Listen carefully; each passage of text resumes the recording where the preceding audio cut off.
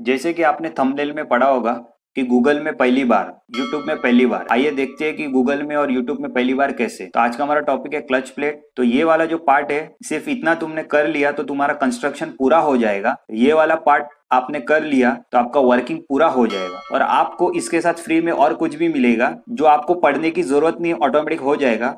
But most important thing वो है कि आपको इसके लिए मार्क्स एडिशनल मिलेंगे। अब सबसे पहले क्लच प्लेट दिखता कैसे, एग्जाम में कौन सा फिगर बनाना है वो देखते हैं। तो ये रहा क्लच प्लेट जो हमें एग्जाम में बनाना है। अब सबसे पहले पढ़ लेते हैं कि क्लच का मतलब क्या होता है। तो ये रहा क्लच। तो क्लच कहाँ पे, इंजन एंड गियर बॉक्स के बीच में। तो क्लच का काम क्या है, इंजन से जो भी पावर बनेगा वो गियर बॉक्स को ट्रांसफर करना। अब सबसे पहले ये कैस, ठीक है, ये याद रखने की भी जरूरत नहीं है, सिर्फ ध्यान से सुनिए मैं क्या बोल रहा हूँ। अब क्लच प्लेट का हमें सबसे पहले कंस्ट्रक्शन लिखना है। हमेशा हम सोचते हैं कि कैसे लिखे, तो ये कैसे लिखे, तो ये कैस, ठीक है। अब जानने की कोशिश करते हैं कि ये है क्या। तो क्या ये क्या लिखा हुआ है, सी फॉर कंसिस्ट। तो कंस्ट्रक्शन के कंसिस्ट में क्या आएगा, central hub assembly consist of a splined hub with radial places slots in the flange of the hub. तो उसका सबसे पहले ये सेंट्रल हब असेंबली क्या है। तो ये जो वाला पार्ट है, ये वाला part that is known as hub, ठीक है।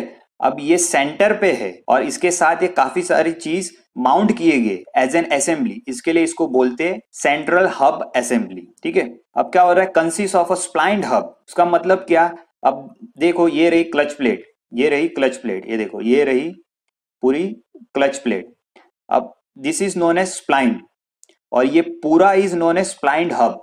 तो उसका मतलब क्या होता है कि ये जो क्लच प्लेट है वो इस तरह स्लाइड होगी और इस तरह स्लाइड होगी, ठीक है। तो दैट इसके लिए इसको बोलते हैं स्प्लाइंड हब। तो पता चल गया होगा कि central hub assembly consist of a splined hub with a radially placed slot in the flange of the hub, ठीक है। अब नेक्स्ट क्या है, ए क्या है, annular friction surface are attached to the steel plates by rivet. Annular friction surface मतलब ये रहा फ्रिक्शन फेसिंग। तो क्या बोल रहा है कि यहाँ पे सब फ्रिक्शन फेसिंग लगाया गया है with the help of rivets. ये रही रिवेट्स, ये रही रिवेट्स, ये रही रिवेट्स, ये सारी रिवेट्स, ठीक है। अब एक्चुअल देखते हैं तो ये रहा हमारा क्लच प्लेट, ये रहा हमने हमारा क्लच प्लेट। उसके बाजू में देखो फ्रिक्शन लाइनिंग मटेरियल है, ये रही फ्रिक्शन लाइनिंग मटेरियल, ये रही फ्रिक्शन लाइनिंग मटेरियल, ये रही फ्रिक्शन लाइनिंग मटेरियल, ये रहा फ्रिक्शन लाइनिंग मटेरियल, ठीक है। अब एस फॉर क्या है, steel plate with a spline central hub. तो इसके साथ ये स्टील प्लेट लगाई गई है और जैसे कि पहले बोला कि सबका हब यहाँ पे सेंटर पे, इसके लिए स्प्लाइन सेंट्रल हब। अब क्या बोल रहा है, special reasons also used to bind the friction surface. उसका मतलब क्या बोल रहा है कि ये रिवेट के साथ साथ स्पेशल रीजन्स भी यूज किए गए ताकि ये फ्रिक्शन सरफेस है, मतलब क्लच फेसिंग, वो दोनों को दोनों साइड से एकदम फॉर्मली उसको अटैच कर सके, उसको फॉर्मली पकड़ के रख सके। तो ये रही स्पेशल रीजन्स, ठीक है, क्लियर। अब कंस्ट्रक्शन का पार्ट तो हमने कर लिया, अब ये वर्किंग का पार्ट जानने की कोशिश करते हैं। ध्यान से सुनो, वर्किंग के पार्ट में आपको काफी मजा आने वाला है, ठीक है।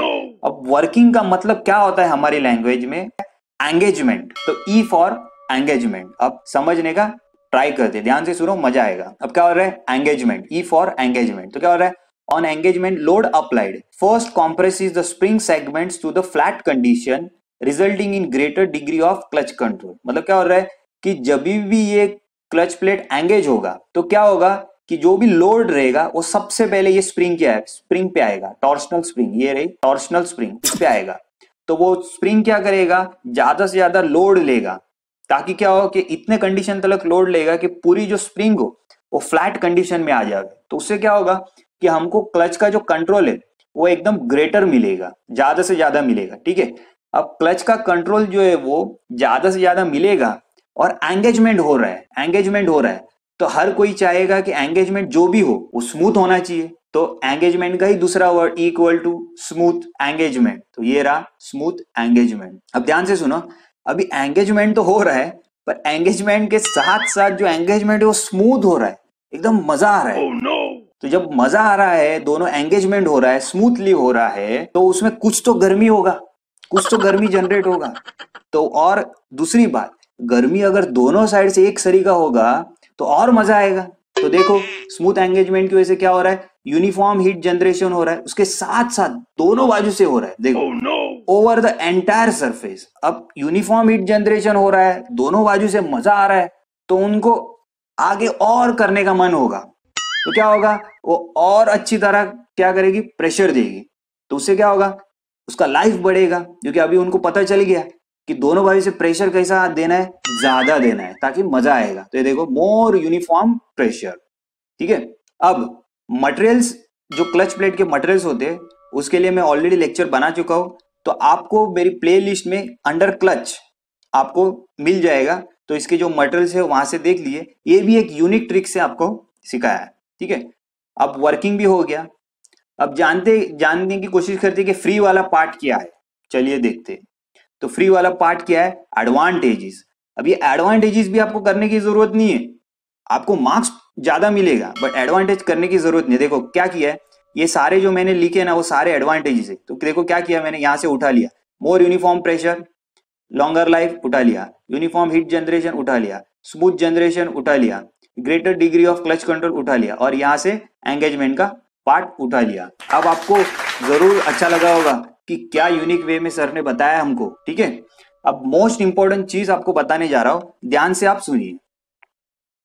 अब जो मैंने आंसर पहले दिखाया था वो आंसर आप जरूर लिख सकते हो, बट ये वाला आंसर किसी को लिखना हो तो ये वाला आंसर भी लिख सकते हैं। वो आंसर, ये आंसर वन एंड सेम। अब जो मैं आपको बता रहा हूं वो ध्यान से सुनिए, ठीक है, आपके लिए काफी हेल्पफुल होगा। काफी सारे लेक्चर्स मैं ऑलरेडी पहले बना चुका हूं, तो आपको वो लेक्चर्स सिर्फ एक बार जो मेरी प्लेलिस्ट है वो प्लेलिस्ट में जाके आप देख लीजिए, आपको जरूर अच्छा लगेगा। और मोस्ट इंपॉर्टेंट थिंग, आपके साथ साथ आपके फ्रेंड के साथ भी जरूर शेयर कीजिए।